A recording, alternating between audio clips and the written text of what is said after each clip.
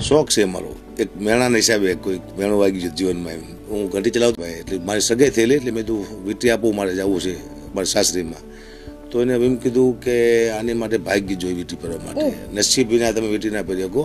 તો નમસ્કાર મિત્રો, કેમ છો? વિડીયોને તમારું સ્વાગત છે. તો મિત્રો, હકાભા ગઢવીનો ઇન્ટરવ્યૂ લેવામાં આવ્યું અને તેની અંદર મિત્રો બેને ખૂબ સરસ એક પ્રશ્ન પૂછ્યો. જેથી આજકાલ સોશિયલ મીડિયાની અંદર બધા લોકોને એવું થતું છે કે બધા લોકો એમના બતાવવા સોનું પહેરતા હશે અને આમ તેમ સીન સપાટા બધું ખોટું કરી રહ્યા છે. બધા લોકો જે સાહિત્ય કલાકાર, કોઈ પણ અન્ય લોકો મિત્રો એવું નથી સાહિત્ય કલાકાર માથે જ વાત આવી છે, પણ અન્ય કોઈ બિઝનેસમેન આ તે બધા લોકો ખોટું કરી રહ્યા છે ને એટલો હોના આમ પહેરી રાખીને શું સારા લાગતા. પણ મિત્રો એની પાછળ પણ એક સારું એક રહસ્ય એટલે કે સારું એક કારણ હોય છે, એટલા માટે તે લોકો પહેરી રહ્યા છે. કારણ કે મિત્રો હકાભા ગઢવી જ્યારે એની મિત્રો સત્ય ઘટના છે. આ હકાભા ગઢવી ખુદ એને ઇન્ટરવ્યુની અંદર બોલી રહ્યા છે. જોજો આ વાત તમને ક્યાંથી આ એક મેણું મિત્રો માર્યું શેઠે હકાભા ગઢવીને, તો એ મેણું ક્યાં લઈ ગયું તમે જોજો. કારણ કે હકાભા ગઢવી 150 રૂપિયાની અંદર નોકરી કરતા હતા અને ત્યારે તેની સગાઈ થઈ હતી. અને સગાઈ થઈ હતી તો નોકરી કરતા ત્યારે શેઠને કીધું કે શેઠ મને આ વીંટી આપું પહેરવા, મારે સાસરીમાં જવું છે. તો વીંટી શેઠ કે આ તમારું કામનું નથી કે, અને કે તમારે ખાલી મહેનત મજૂરી જ કરવાની છે. આ વીંટી કે તમારી પાસે ન હોય તમે લઈ ન હોય, તમારી ઓકાત નથી. ઘણું બધું મિત્રો હકાભા ગઢવીને શેઠે બોલ્યા.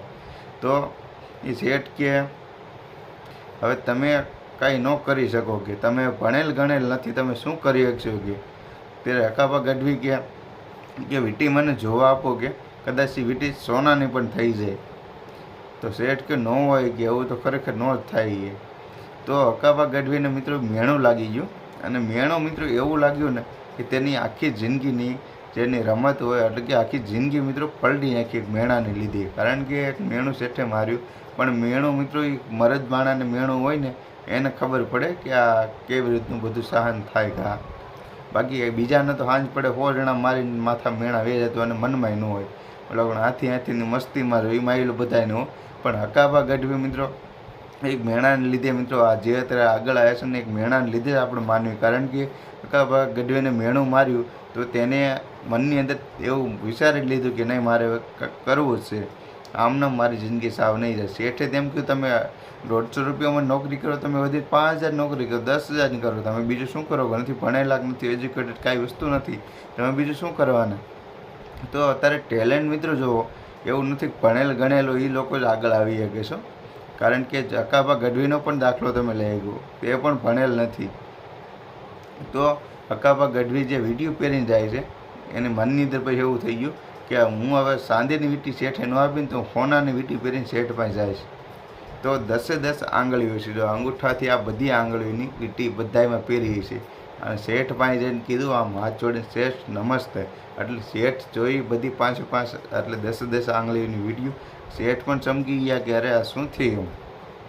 તો હકાભા ગઢવીનો ચાલો આખો પૂરો વિડીયો જોઈ લો મિત્રો. કે ખુદ એની જિંદગીની થોડીક લાઈફ ટાઈમ ઇન્ટરવ્યૂમાં વાત કરી રહ્યા છે.